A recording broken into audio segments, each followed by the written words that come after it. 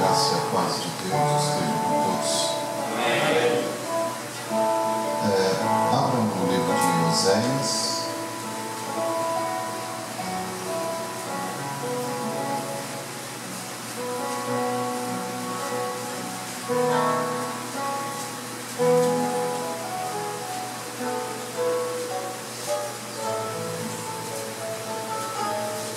Oséias capítulo 6. Oséias capítulo 6. Graças a Deus. Que bom é podermos estar reunidos na casa do Pai. Amém.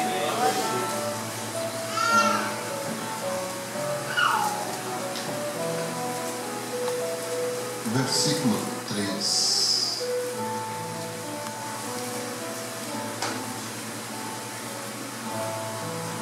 Conheçamos e prossigamos em conhecer o Senhor.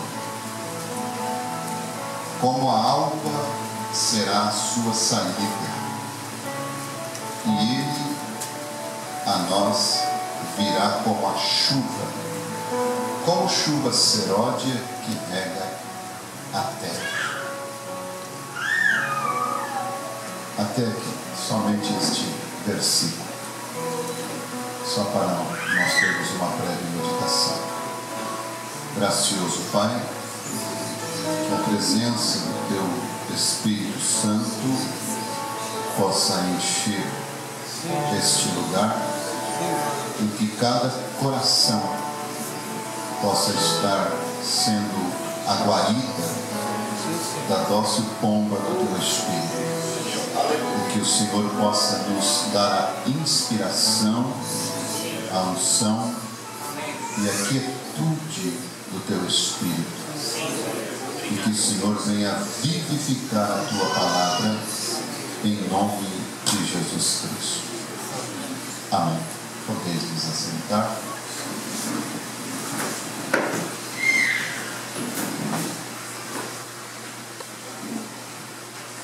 Nós desfrutamos de Deus à medida que o tempo vai passando e à medida que o vamos conhecendo. Deus,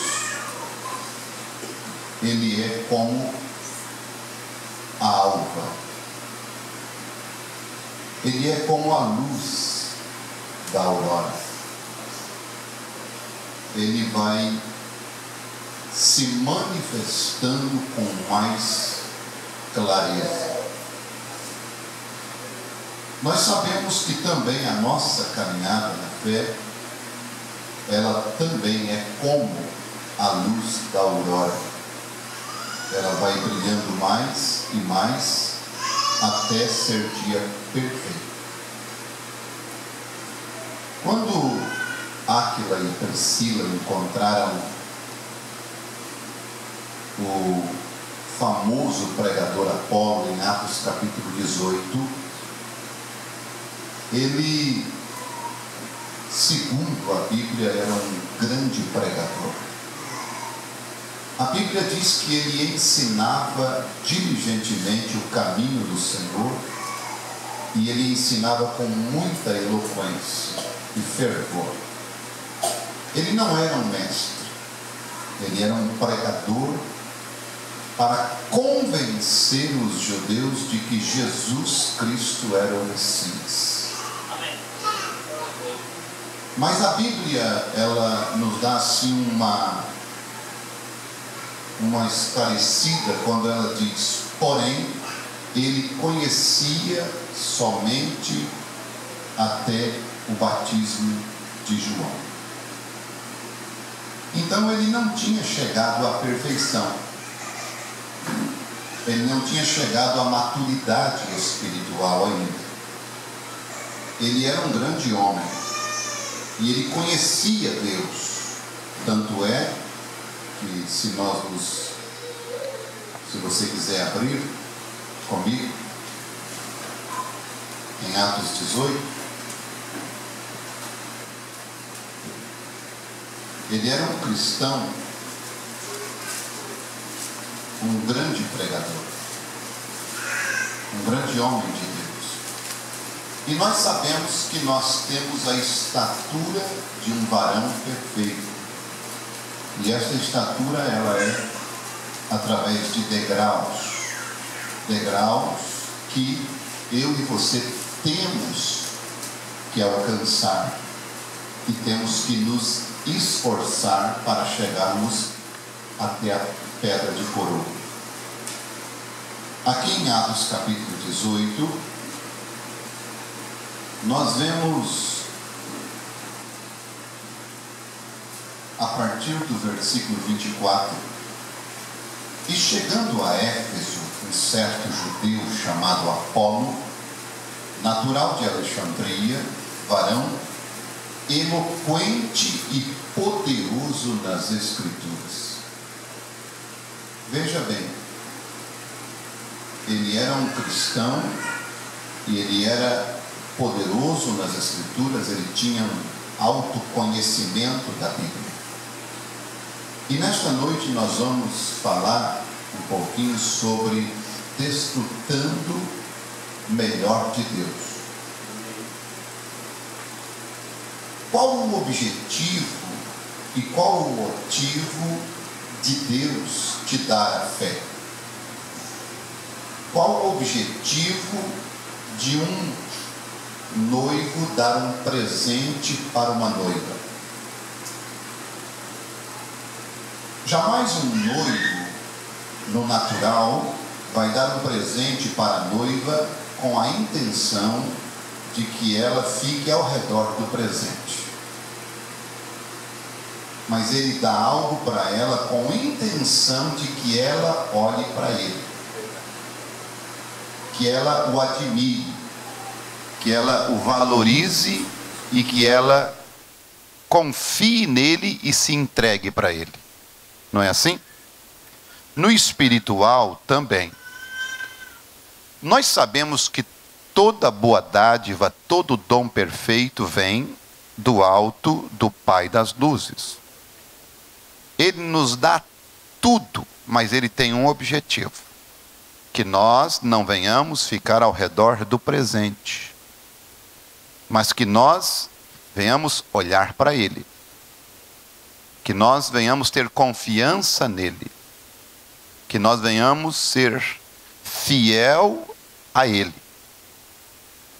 Agora vocês vão ver que este homem, ele era poderoso nas Escrituras. Não era um Edival, não era um Valmir, não era uma Maria. Ele era poderoso nas Escrituras. Este era instruído no caminho do Senhor e fervoroso de espírito. Ele era um batista pentecostal. Era assim que o irmão Branham chamava estes batistas, fervoroso. Ele chamava de um batista pentecostal, um batista cheio do Espírito Santo. Né? Falava e ensinava diligentemente as coisas do Senhor. Agora olha o que a Bíblia reserva: conhecendo somente o batismo de João. O que nós lemos lá em Oséias? Conheçamos e prossigamos em conhecer ao Senhor. Quando nós chegamos na estatura de um varão perfeito, então, sim, aí nós chegamos na conclusão da obra de Deus na nossa vida. Muitas vezes, nós como cristãos, pegamos partículas de Deus, coisas de Deus, como desfrutamos muitas vezes do jejum.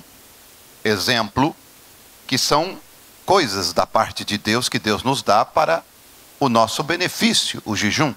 Mas o jejum não é Deus. Deus nos dá a fé, mas a fé não é Deus. Deus nos dá a virtude, mas a virtude não é Deus. São coisas que são coisas de Deus.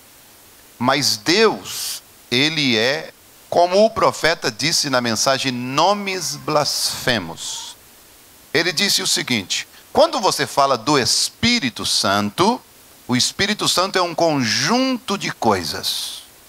Como o carro você fala o carro é um conjunto de peças. Veja. E quando você fala a respeito de Deus, Senhor Jesus Cristo, Ele é um conjunto de coisas. E muitas vezes nós desfrutamos deste Deus através do jejum. E passamos tempo desfrutando dele através do jejum. Muitas vezes nós desfrutamos dele através da oração e da comunhão com Deus. Muitas vezes nós desfrutamos dele através da fé e oramos e milagres acontecem e nós ficamos. Muitas vezes nós desfrutamos dele através da oferta que nós damos ao Senhor e então nós vemos ele como nosso mantenedor que supre as nossas necessidades. Mas vocês vão ver que ele, como ele, não quer que nós ficamos ali parado no jejum, na fé, ou na oração, ou até mesmo simplesmente desfrutando de bênçãos material, porque somos ofertante e dizimista. Ele não quer só isso. Ele pega e fecha a torneira. Você vai continuar jejuando, mas eu não vou te abençoar mais desse jeito. Você vai continuar orando, mas eu não vou mais abrir a porta para ti. Você vai continuar ofertando e dizimando, mas eu vou deixar você até com problema. Sabe por quê? Porque Deus quer que nós vamos a Ele de uma outra forma, de uma outra maneira. Exemplo, vamos pegar Elias lá no riacho de Querite. Quem foi que mandou Elias para aquele lugar? Deus, não foi? Ele estava bebendo do riacho de Querite e comendo pão e carne trazido por corvos. Deus mandava alimento para ele todos os dias, correto? Mas e Deus poderia muito bem manter o riacho e manter os corvos alimentando ele durante os 3 anos e meio e durante a vida toda, se ele quisesse. É assim ou não é? Mas por que Deus secou o riacho? Por que Deus não trouxe mais comida? Tá bom, Elias, tu está desfrutando de mim assim, mas eu quero que você prove de mim um pouquinho mais. Agora, quando Deus chega para Elias e diz assim, Elias, eu vou te mandar a uma viúva e ela vai te sustentar. Deus estava testando Elias. Em primeiro, seu orgulho. Quer dizer, Deus me tira da sua folha de pagamento e me coloca na folha de pagamento de uma viúva. Deus não vai me sustentar mais. Quem vai me sustentar vai ser uma viúva agora. Deus estava testando a obediência e a humildade de Elias. E Deus nos testa a nossa obediência e a nossa humildade, para ver se nós estamos confiando nele mesmo. Para você provar mais de Deus, você vai ter que dar mais para Deus. E dar mais para Deus não é meter a mão no teu bolso e dar mais R$10 ou mais R$20 ou mais 50. Não, é você que Deus quer. Um pouquinho mais para Ele. Quando você, irmão, quando você traz uma rosa para a tua esposa, e aí você dá aquela rosa, ou você dá uma batedeira nova, um liquidificador novo, ou uma máquina de lavar roupa nova, e aí ela fica em torno da máquina de lavar roupa, você diz, puxa vida, se eu não tivesse dado, quem sabe ela ficaria mais tempo comigo. Mas você deu pensando que ela iria ficar maravilhada com você, não com a máquina. É assim ou não é? Deus é assim. Quando Deus te dá algo, Ele quer que você fique maravilhado com Ele. Que você glorifique, exalte, adore um pouquinho mais a Ele. Se achegue mais a Ele. Veja, desfrutando um pouco mais de Deus. E vocês vão ver, na continuidade da nossa leitura aqui, que ele conhecia, eu terminei de ler o 25, somente o batismo de João. Ele começou então a pregar, a falar ousadamente na sinagoga. Ele falava E uma pessoa que fala ousadamente, ela tem certeza do que ela está falando. E este homem tinha certeza, ele estava firmado na palavra, ele tinha recebido a mensagem dele de um profeta, não foi isto?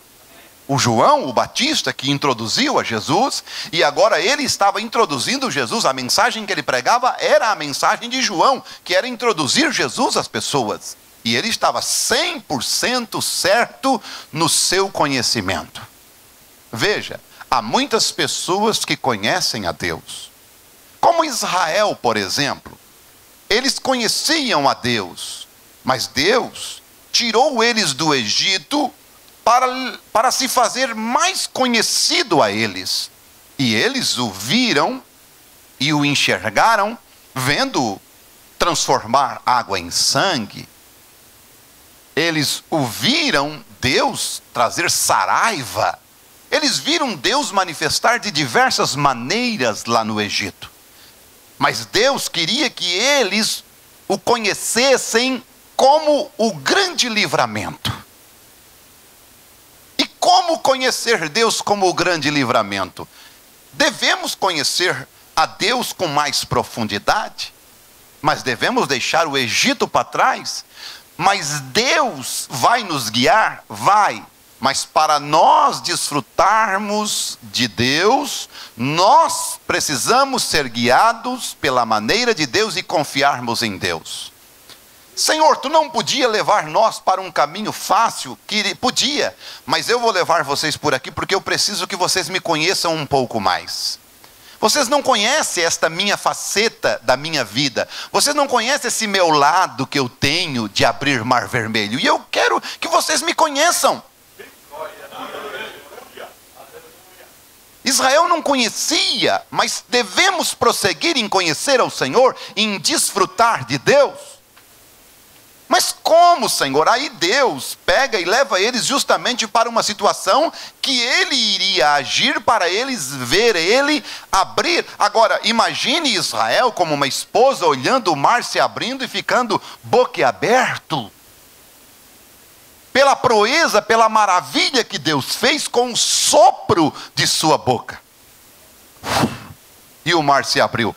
Do outro lado, quando eles chegam do outro lado e estão sossegados, tranquilos, o que acontece com Israel? Eles vão logo direcionar o seu louvor a Jeová. Só o Senhor é Deus. Agora vocês podem imaginar Deus, o Eterno, na glória, sentado no seu trono, olhando para baixo, e todo Israel dançando, seguindo Miriam, cantando e tocando tamborim em louvor a Ele, e Ele cheirando aquilo, a glória que Ele não estava sentindo, porque Israel o conheceu como o libertador. Israel o conheceu, Israel o viu em ação, o viu em um mover. Quantas vezes o nosso profeta pôde desfrutar deste Deus em situações adversas, e Deus entrou em cena em favor do seu servo, porque devemos prosseguir em conhecê-lo em certas situações da nossa vida. Ele começou a falar ousadamente na sinagoga. Quando o ouviram Priscila e Áquila, que homem, que pregador. Mas logo eles discerniram algo nele. Esse homem prega muito bem, esse homem ensina muito bem, mas ele precisa de algo mais. Que coisa! Há muitos que foram batizados na Trindade, nos títulos de Pai, Filho e Espírito Santo, tanto na Igreja Católica como na denominação. Há muitos que conheceram um Deus trino na organização, há muitos que conheceram um evangelho na denominação, na organização. Mas quando chegam na mensagem, eles chegam como crentes e são cristãos. Como este Apolo era cristão, mas só que a gente sabe que falta-lhes algo. A gente vê que lhes falta algo. A gente vê que eles não estão com a vestimenta completa. Porque o trabalho do ministério quíntuplo que Deus deixou é para vestir a noiva. E aqui vocês vão ver que ele começou a falar ousadamente na sinagoga, um grande sermão.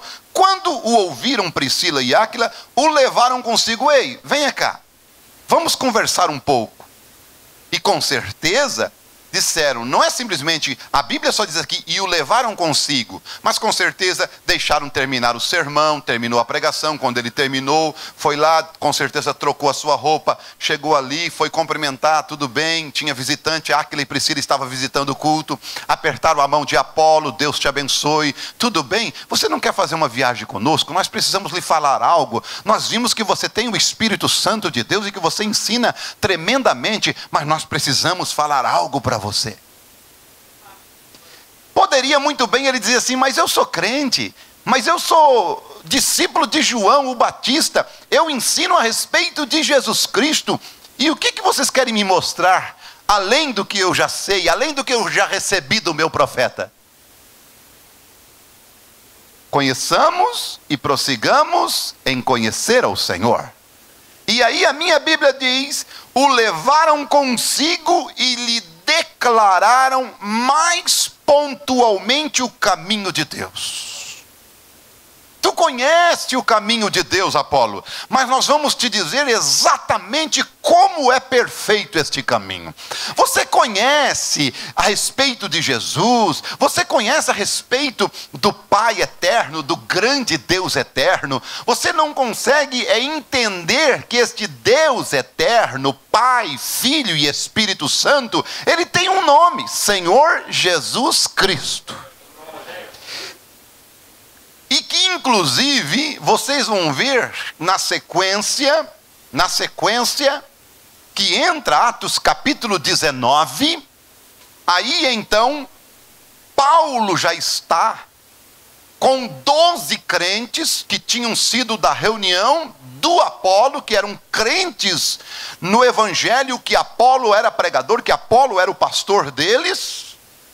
Veja, no capítulo 19, e sucedeu que enquanto Apolo estava em Corinto, Paulo, tendo passado por todas as regiões superiores, chegou a Éfeso, e achando ali alguns discípulos, disse-lhes, quando ele encontrou os discípulos, ele olhou para eles, e Paulo, ele era profeta, Paulo, ele discernia. Nós sabemos, nós entendemos, e você sabe que a primeira coisa que eles falam, não, mas eu tenho o Espírito Santo. Mas eu achei importante esses aqui. Apolo, ele era fervoroso de espírito, ele era um homem eloquente, mas lhe faltava algo. Estes aqui, bom, quando Paulo lhe faz uma pergunta, a pergunta lhes choca, porque eles tinham um conhecimento, e eles nunca tinham ouvido falar a respeito do Espírito Santo. E disse-lhes, recebestes vós já o Espírito Santo quando crestes? Que pergunta!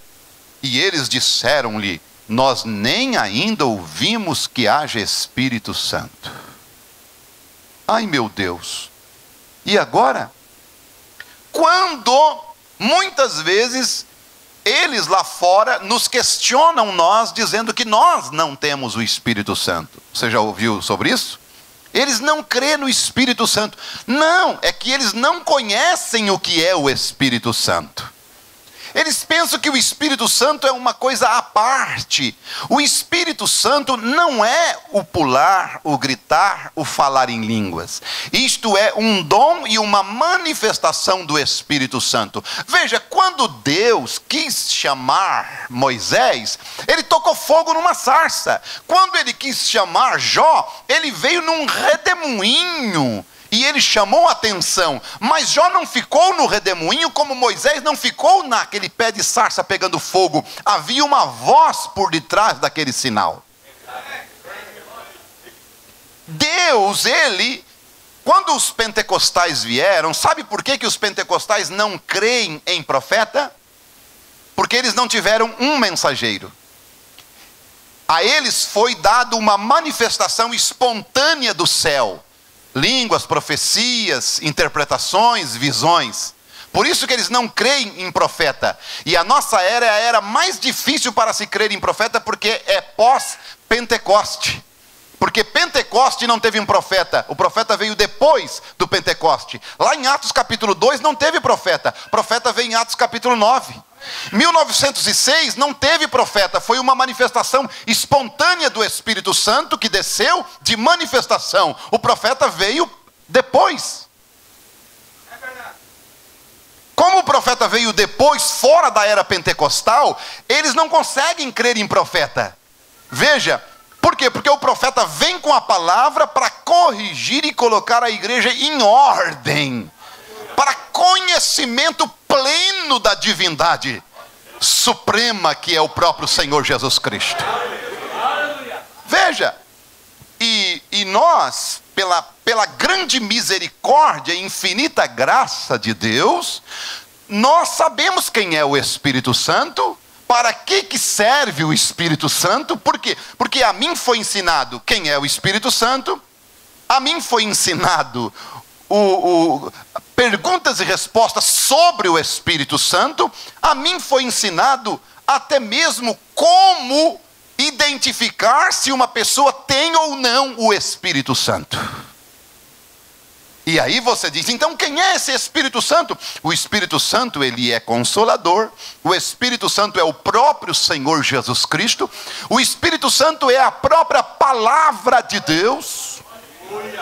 O Espírito Santo é fé, o Espírito Santo é virtude, o Espírito Santo é conhecimento, o Espírito Santo é temperança, é paciência, é piedade, é amor fraternal. Isto é o Espírito Santo. Agora, há acessórios, há coisas que são partes do Espírito Santo que você tem, que você obtém, como um namorado, como um noivo distribui para a sua namorada, para a sua noiva, mas não é ele. Não é o namorado, não é o noivo. Ele está lhe dando para chamar a atenção. E quando Deus deu os dons para os pentecostais, Deus estava chamando a atenção deles para ele. E eles ficaram com os presentes e recusaram o noivo. Mas você, igreja noiva da palavra, veja, você não se contentou com um presentezinho. Você queria casar. Você precisava de alguém como cabeça seu. Você não quer ficar solteira, sem cabeça. Você é uma mulher, você é uma esposa dedicada a um marido, a saber, a Jesus Cristo. E Ele é a cabeça, Ele é a palavra. E é Ele que te governa, que te sustenta e que te mantém. Por isso, nós estamos vivendo na era das mulheres mandonas, porque elas não têm cabeça, das igrejas mandonas, porque elas não têm cabeça, e as mulheres invadem os púlpitos, porque não há um cabeça ali. Como aqui tem um cabeça que é a palavra, que é Jesus. E quando Paulo fala em Efésios capítulo 5, ali a partir do versículo 22, ele diz, eu vou falar um mistério para vocês. Ele fala do homem amar a esposa como Cristo amou a igreja. E ele diz assim, olha, eu vos digo um mistério, eu estou falando de Cristo e da igreja. O homem e a mulher é Cristo e a igreja. O Cristo, a cabeça, o homem e o cabeça, a igreja, o corpo, a mulher, o corpo, governada, submissa, sujeita. E aí você veja, eles olham, nós nem ouvimos que haja Espírito Santo. Você sabe o que é o Espírito Santo? O teu profeta pregou para você o que é o Espírito Santo. Hã? Bom, o que é o Espírito Santo, meu Deus? O Espírito Santo está indo em Atos capítulo 9, no caminho de Damasco, porque um homem chamado Saulo está indo também para Damasco, para matar e prender os cristãos. E o Espírito Santo também estava indo para Damasco. E os dois se encontraram. Se encontrou o perseguidor, Saulo, com o Espírito Santo. E quando os dois se encontraram, o Espírito Santo deu um... um murro na cara do Saulo. E ele, tombou. Quando tombou, a luz era tão poderosa deste Espírito Santo, tão forte, tão gloriosa, que ele ficou cego. E quando ele olhou para esta luz, ele viu ela nitidamente, ele disse: quem és, Elohim? Quem és, Adonai? Ele era hebreu de Hebreu, da tribo de Benjamim. Ele jamais chamaria uma luz daquela de Elohim ou de Adonai, se ele não soubesse que seria o Jeová, o Deus Todo-Poderoso.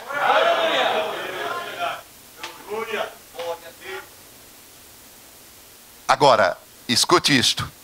Aquela grande luz pode estar pendida aqui agora mesmo, um vê e o outro não vê. Saulo ficou cego quando fitou a luz. Os outros nem cosca no olho não fez. E estavam juntos. Porque Deus, Ele se revela, Ele se mostra a quem Ele deseja. Quando Ele olha, Ele pergunta: quem és, Senhor? Quem é o Espírito Santo? Aí aquela luz que é o Espírito Santo, que você sabe que foi o que desceu em Atos capítulo 2. Quem foi que desceu em Atos capítulo 2? Foi o Espírito Santo. Amém. Que entrou em Pedro, entrou em Maria, entrou em Tiago, foi ele? Amém. Disse assim: eu sou Jesus. Quem é o Espírito Santo? É Jesus. Não é uma terceira pessoa da Santíssima Trindade. Não. O Espírito Santo é Jesus Cristo, o Filho de Deus. Mas então quem é o Pai? É o Espírito Santo. Como? Mateus capítulo 1, versículo 18. E estando Maria desposada com José, achou-se ter engravidado do Espírito Santo. Quem foi que engravidou Maria? Então quem engravida é o pai da criança? Então o pai de Jesus é o Espírito Santo.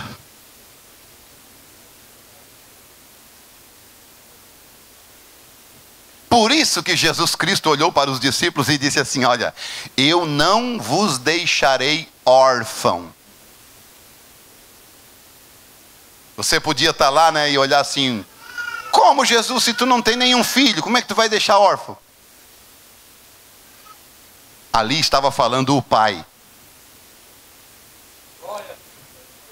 O Filipe disse em São João capítulo 14, a partir do versículo 8: Mestre, mostra-nos o Pai, e isto nos basta. Jesus olhou para ele e disse: ó Filipe, há tanto tempo eu estou convosco e não tendes me visto. Como dizes tu, mostra-nos o Pai? Não crês tu, Filipe, que o Pai está em mim? Quem vê a mim, Filipe, vê o Pai. Quem faz as obras não sou eu, é o Pai que está em mim. Em outras palavras, eu só sou o corpo, a carcaça, mas quem está aqui dentro? Porque o Pai não pode ser visto, Ele é Espírito. Mas nós podemos vê-lo quando Ele bota um paletó de carne chamado Jesus.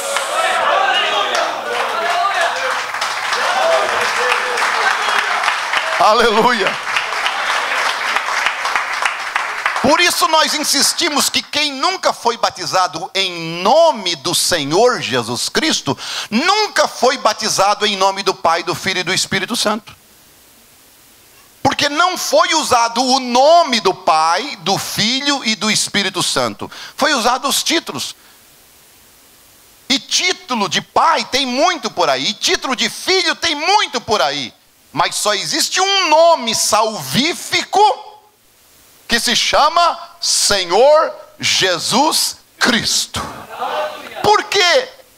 Porque a Bíblia diz em Atos capítulo 2, versículo 36, saiba, pois, com certeza, toda a casa de Israel, que a este Jesus, a quem vós crucificastes, Deus o fez Senhor e Cristo. Senhor Jesus Cristo.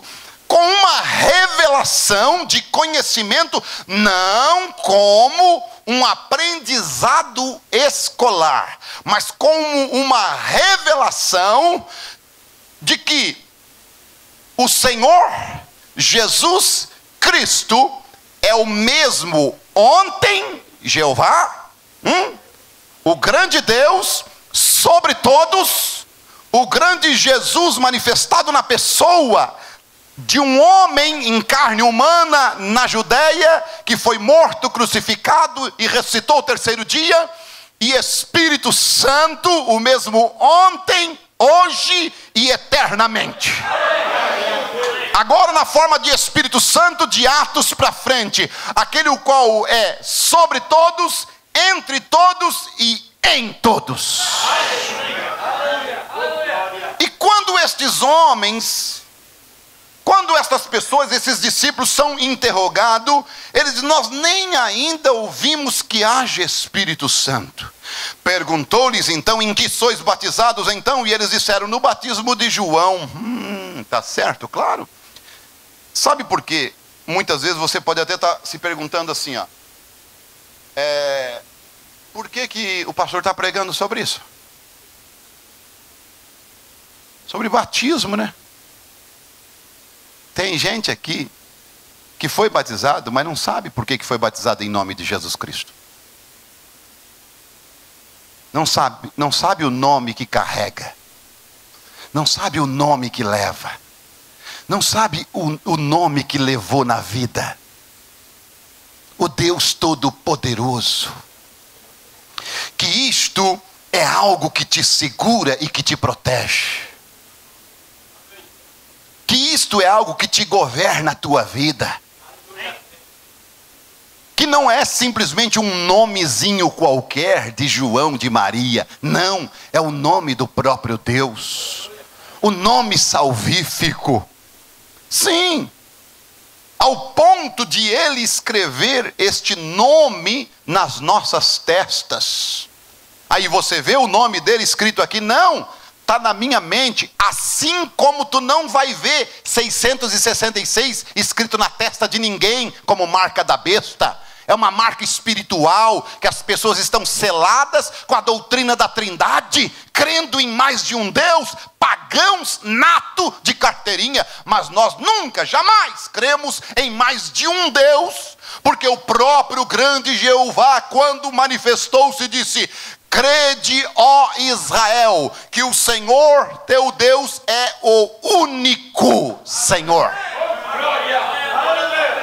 É o único Senhor. Aí vem Jesus e disse em São João 13:13: vós me chamais de mestre e Senhor, e dizeis bem, porque eu o sou. E ele ainda disse mais: vocês não devem adorar a dois senhores. Qual é o teu Senhor? O do Velho Testamento ou o do Novo? Só existe um Senhor. Porque o do Velho Testamento se manifestou como Filho no Novo Testamento. E a partir de Atos como Espírito Santo, para você desfrutá-lo, tê-lo dentro de você, como teu consolador, como tua fonte de alegria, como tua energia poderosa para você prosseguir e caminhar na fé. Para você vencer o mundo, as obras da carne, tudo que pode haver. Este Deus, Ele é maravilhoso. Ele é tremendo, Ele é poderoso, Ele é glorioso. Aleluia. Quando Israel desfrutou dele como o abridor de mares, eles logo chegaram na frente. Deus sabia. Israel estava numa alegria tão grande. Sabe aquela alegria que tu sai de casa para dar uma passeada e esquece até da mala?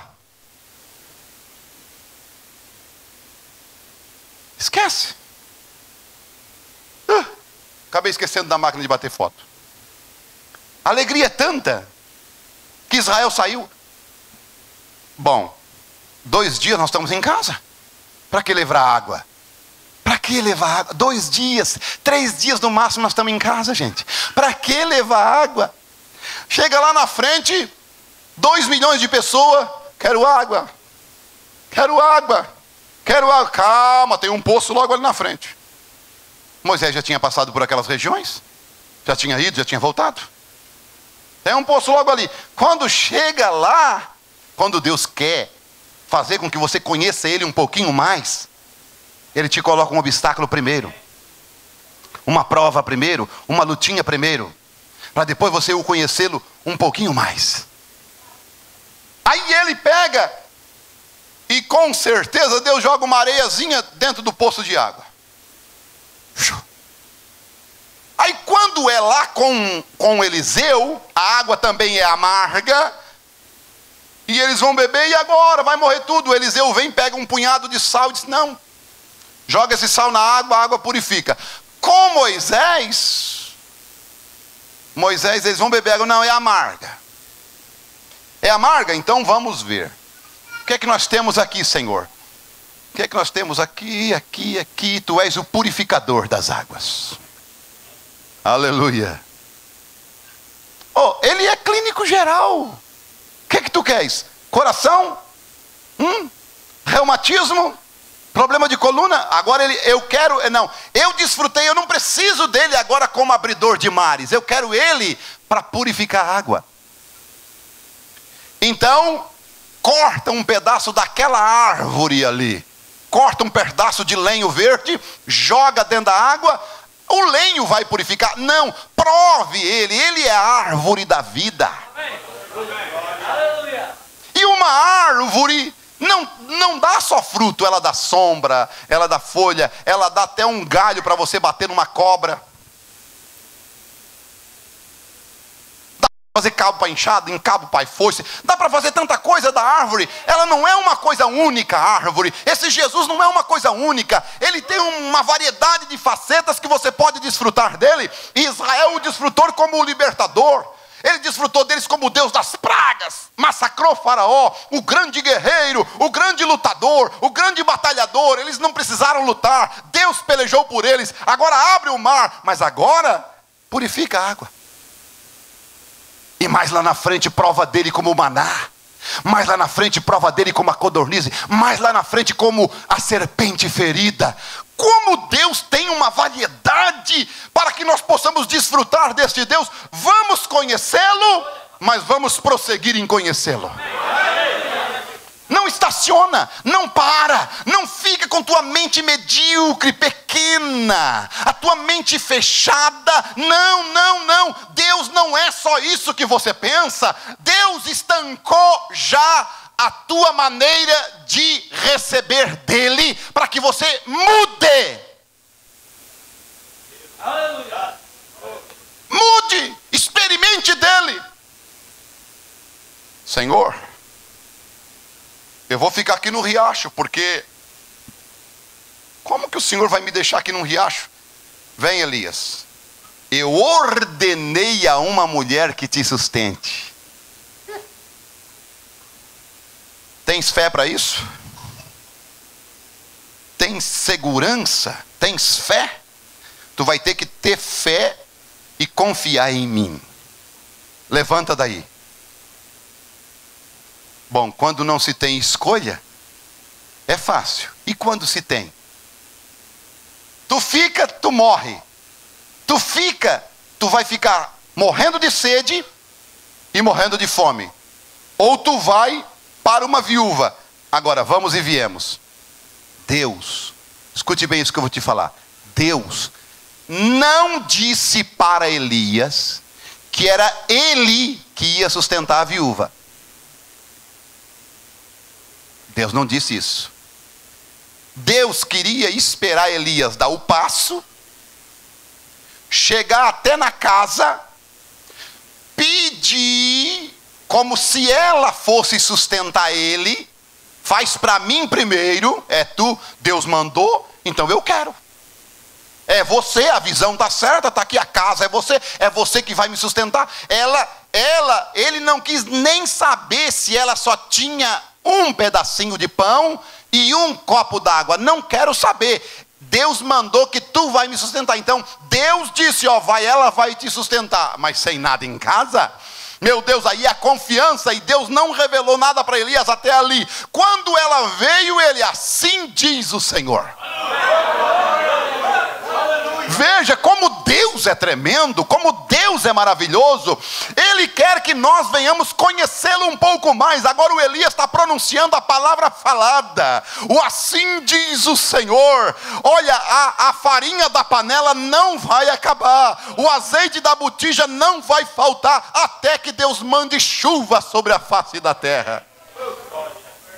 Agora, Israel desfruta de Deus como o grande guerreiro no Egito, desfruta de Deus como o abridor de mares, desfruta de Deus como o purificador de água, desfruta de Deus como a rocha de Meribá, desfruta de Deus como o maná que desce do céu, desfruta de Deus de uma forma tremenda. Aí a Bíblia chega a dizer, quando eles entrarem em Canaã, o maná parou de cair. Tudo cessou, a rocha parou de verter água. Aí, meu amado, é o amadurecimento.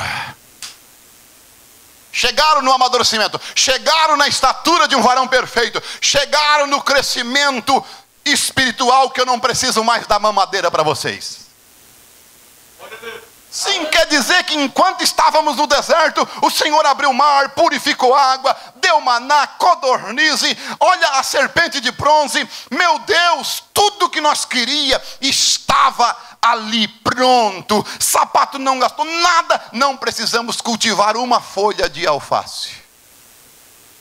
Chegando em Canaã, a maturidade foi estabelecida. Agora, cadê o maná? Cadê a rocha? A água não verte mais da rocha? Não, vamos cavar poço. Vamos tirar as pá de dentro de casa. Vamos tirar os enxó de dentro de casa. Quem conhece enxó? Vamos tirar as picaretas de dentro de casa. Vamos tirar e vamos lavrar a terra. Vamos começar a plantar, vamos cavar, vamos fazer poço. Vamos plantar milho, vamos plantar cevada, porque acabou a moleza.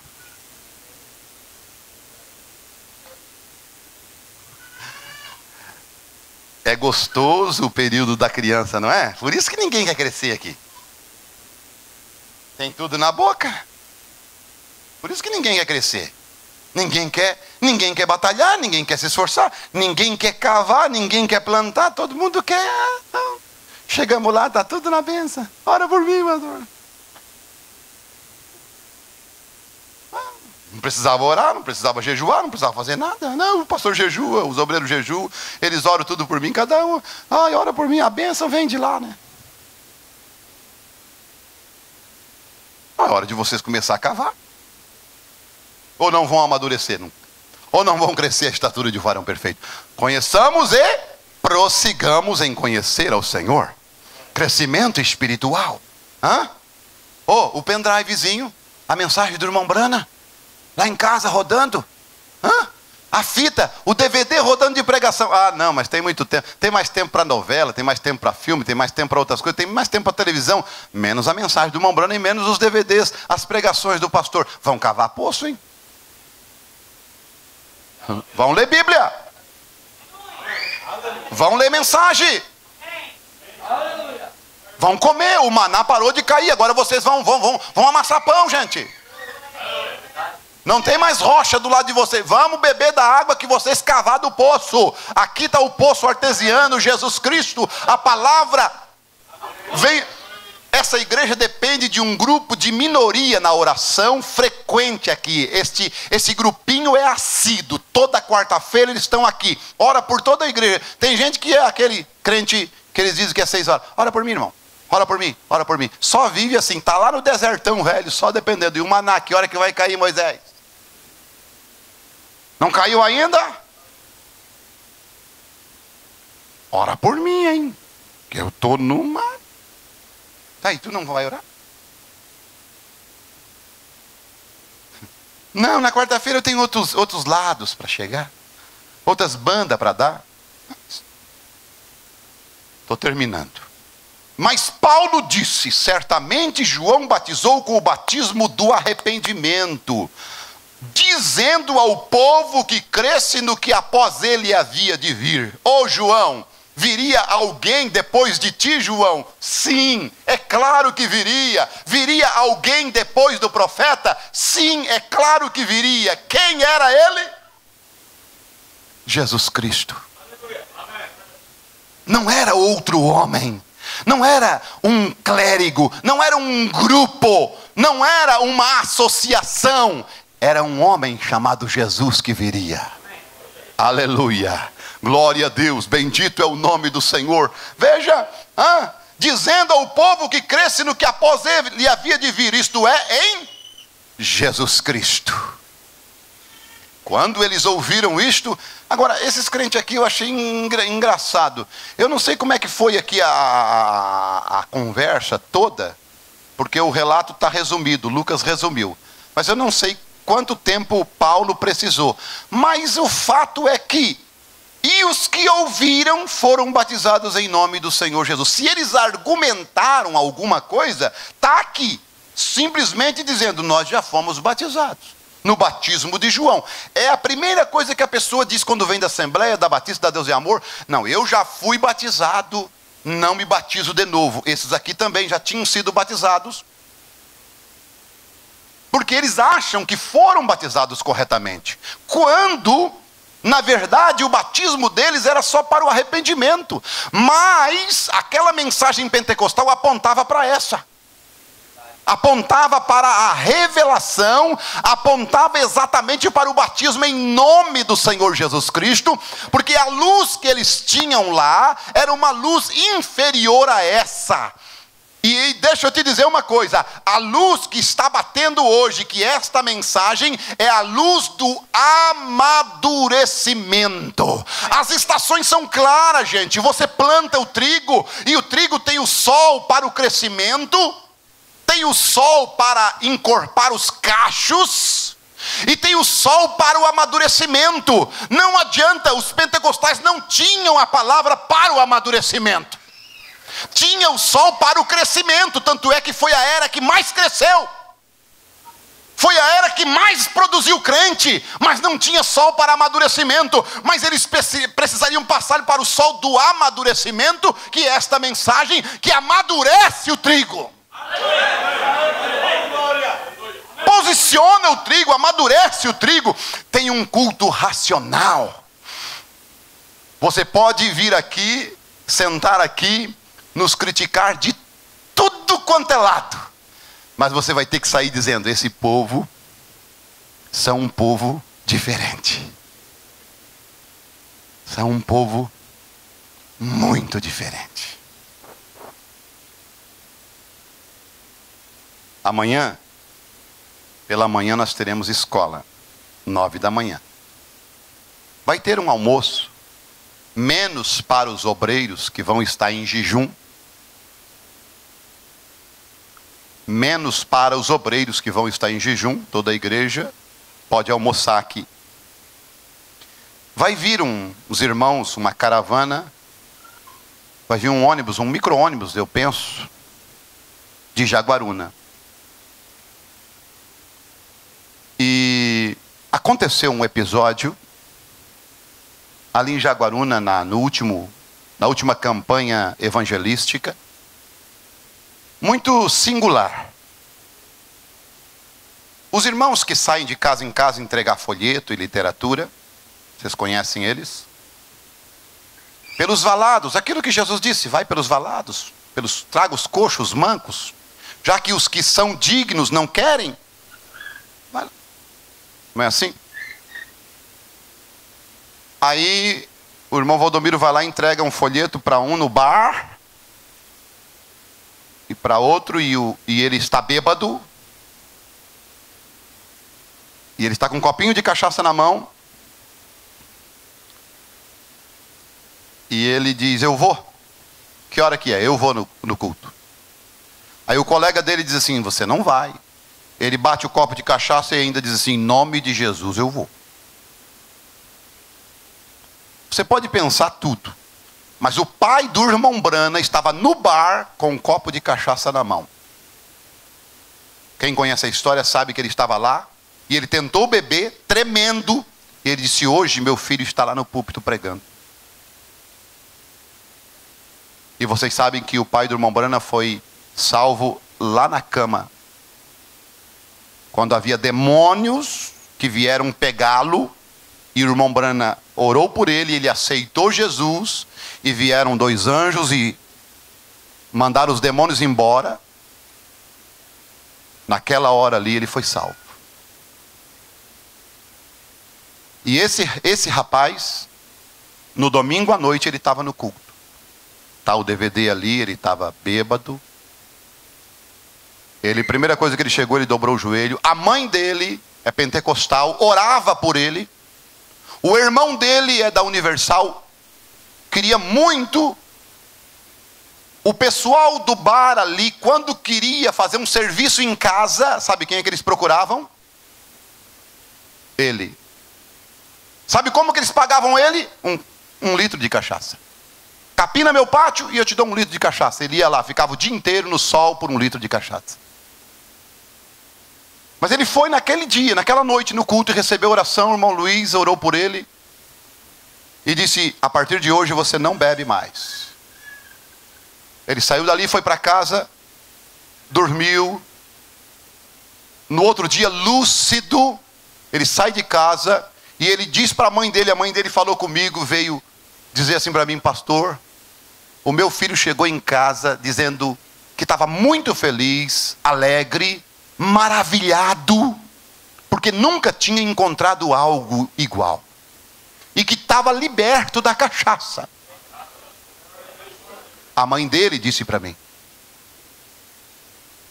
E no outro dia de manhã, ele foi lá no bar, aonde ele era acostumado a beber. Chegou lá, olhou para o dono do bar e disse: eu vim aqui só te dizer uma coisa para você, eu não bebo mais. Mas como? Jesus me libertou ontem de noite. Aquele homem do bar disse: não, eu vou te servir um copo de cachaça agora, e vou te dar de graça. Ele disse: muito obrigado. E vocês todos aqui, ó, estão todos errados bebendo isso aí vai matar vocês, não façam mais isso. Vão ali para a igreja onde eu fui, testificou para eles, e foi para casa. Umas 10 horas da manhã ele estava em casa, 11 horas, ele estava ali, ele disse: eu não estou muito bem. E vocês sabem o que é a abstinência de álcool, quando uma pessoa bebe a vida toda e depois para? É natural que o corpo sinta. Ele começou a tremer em casa, a tremer. E eles disseram: o que você tem? Não, eu só estou me sentindo assim um pouco, porque, não sei, alguma coisa assim. Deu meio-dia, ele foi deitar. Estava conversando com o irmão dele, e pelas 2 horas, assim na cama, deitado, ele partiu. Sabe o que ele estava dizendo? Ele estava dizendo: eu estou vendo uns anjos. A família deles nos procurou, dizendo: olha, nós tínhamos uma preocupação grande com esse nosso irmão. Nós pensávamos que ele ia ter cirrose, nós ia ter que cuidar dele na cama, e nós ia passar trabalho, e nós orava, nós levava ele na igreja, e levamos na igreja tal, e nunca deu nada. E ele, nós temos a certeza, porque quando nós encontramos, quando nós vimos ele partindo, ele estava sorrindo. Ele estava feliz da vida. O irmão dele, que é o Universal, a mãe dele, os outros, as pessoas, os amigos dele, eles ficaram encantados, eles ficaram maravilhados. Eles disseram assim: olha, nós nunca tivemos num velório como esse. Nós nunca tivemos algo, vocês se preocuparam, vocês foram lá no bar evangelizar. Irmãos, por isso que eu digo, vocês sabem o que é isso na eternidade, gente? Nós já temos ali em Jaguaruna, com esse trabalho, mais de 20 irmãos entre desviado e batizado. Naquele domingo que eu anunciei que foi batizado 6 aqui, lembram? Depois do culto eles batizaram mais 3. A família do irmão Daniel, lá de Jaguaruna, que estava toda desviada, só estava ele, a esposa e aquele pequenininho, já está tudo na igreja, inclusive a nora batizada. Tudo voltaram. Isso é eternidade.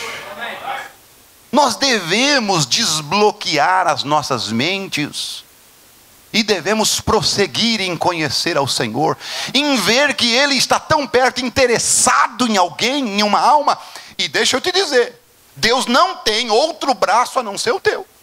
Deus não tem outra perna a não ser a tua, não tem outra boca a não ser a tua boca, não tem outra mão, não tem outro olho a não ser o teu. É você que Deus vai usar, é eu que Deus vai usar. Não tem outra maneira de Deus se manifestar aqui a não ser através de mim e de você. É a maneira de Deus. E Deus está fazendo isso. Eu tive o prazer de ir lá e pregar no velório dele. Ele foi com meio-dia de testemunho. Com meio-dia de testemunho da vida dele como crente. Ele fez uma revolução naquele bairro onde ele mora. Imagine, irmãos. O que nós vamos apresentar para Deus se não é isso? Se não é os troféus da graça de Deus? Tem outra alegria maior do que isso? Do que arrancar uma alma das mãos do capeta e levar aos braços de Jesus?